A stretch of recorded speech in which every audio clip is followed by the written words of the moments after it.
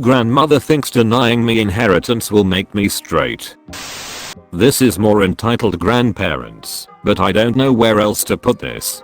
For some context, my maternal grandfather, who I've been estranged from for a while now, passed away last month. I refused to attend the funeral because I didn't feel comfortable being around that side of my family since they were always cruel to my siblings, and yesterday I got a call from my grandmother about inheritance. In all seriousness, I had zero expectation on that front since my grandfather didn't exactly like me. However, he apparently did leave me something in his will, though I'll never be able to collect it. He set a certain clause, I don't think what it's called, for me to be allowed to receive it.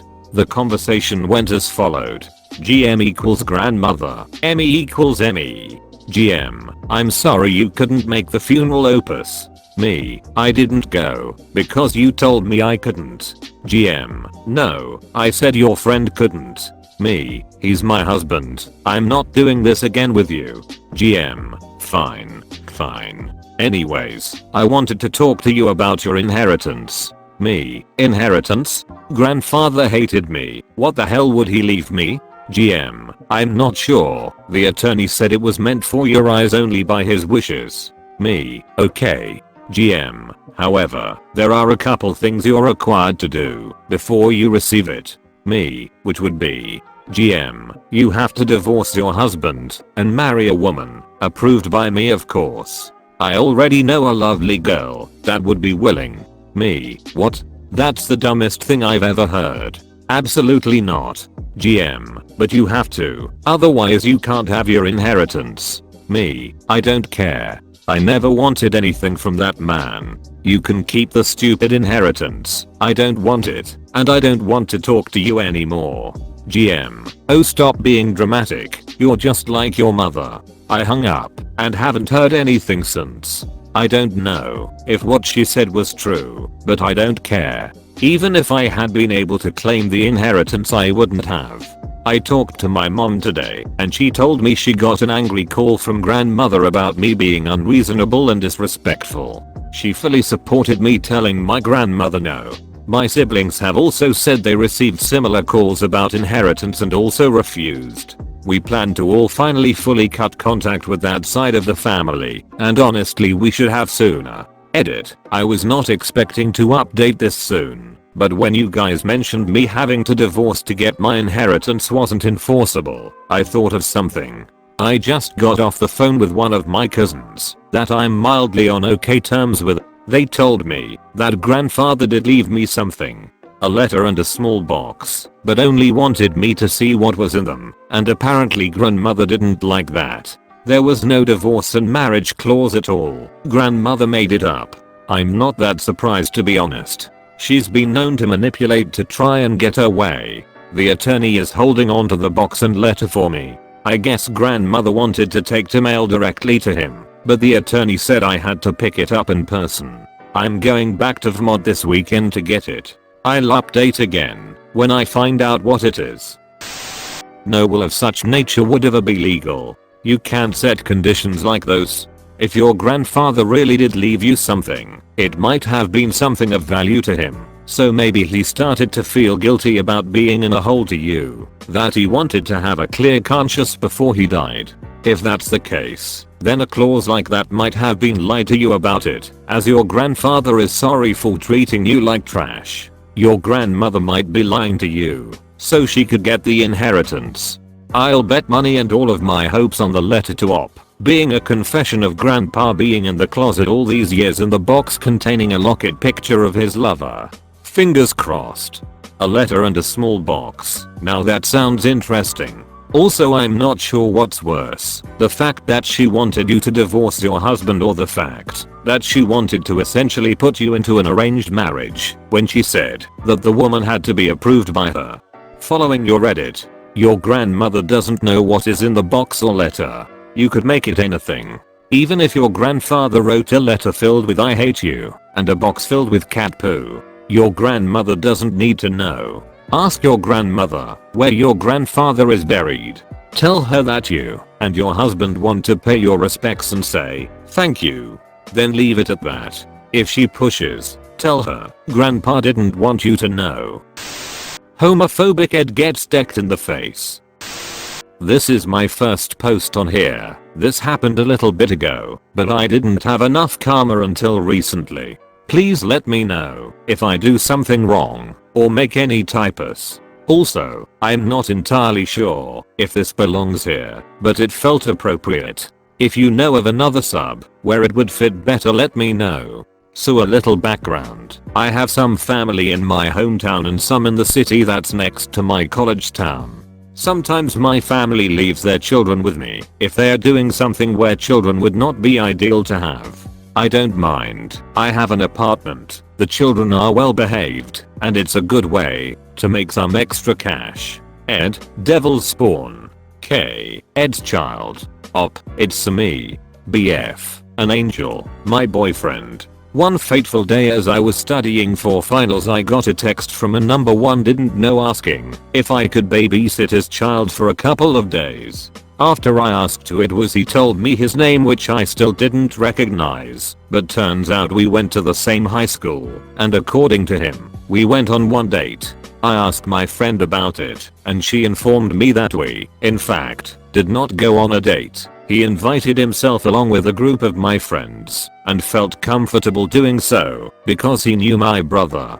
By the way, he was a senior when I was a freshman. I don't know if that's relevant, but I just felt like putting that out there. Anyway, I told him no, I had finals all week and I needed to study. He called me a few times after I said no, and I ignored him, not thinking too much of it. The next day I was going out to breakfast with a few of my classmates right before our finals. As I'm exiting the gate, I spot a man in a truck with a child in the passenger seat, and I guess he spotted me too because this guy reversed and blocked my exit.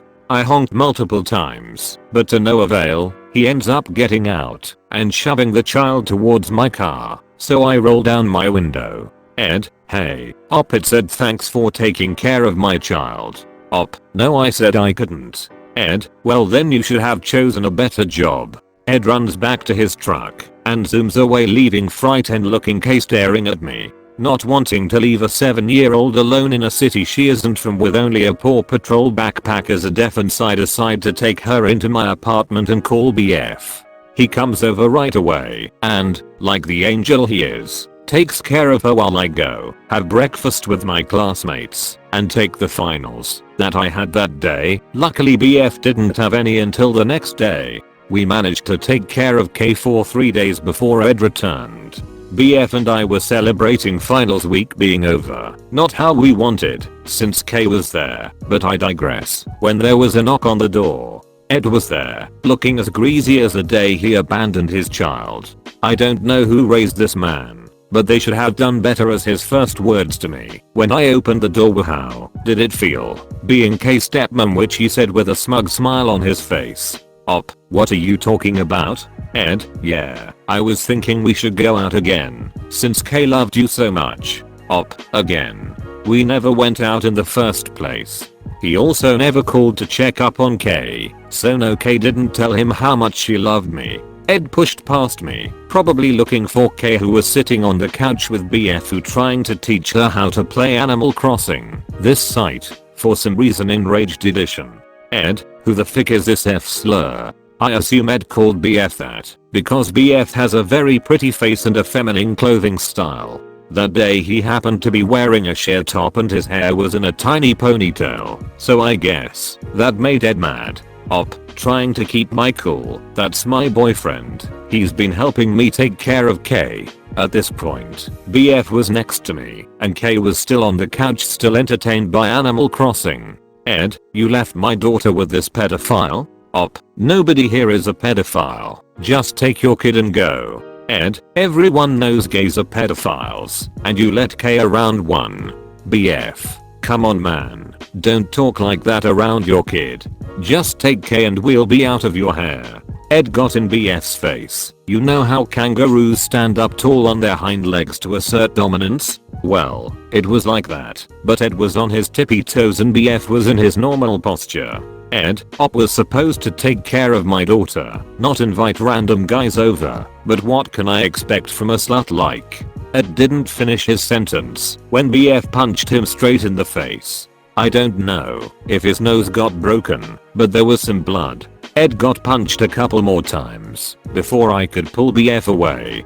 Before leaving with his child, he threatened to report BF to the police for assault, so I told him that if he did, then I would report him for child negligence, and there was proof. Since there are cameras outside the apartment complex, I don't know if that's true or not, but anything to make him leave us alone. As they were leaving, Kay said, "Sorry about my dad," with a little pouty face. After they left, I found out who Kay's mother was and told her everything.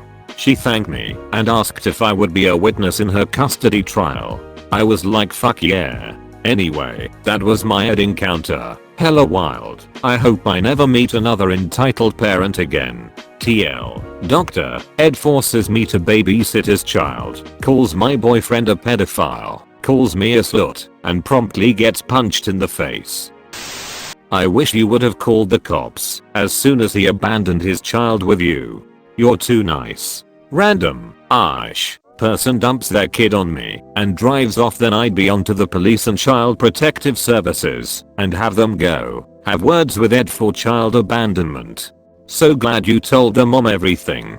She better get that kid. Post dad should be in jail for child abandonment, or at the very least neglect. He gave you no info on his child. You haven't seen him in years and don't even really remember him, and the child has never met you. He left his child with a stranger for days.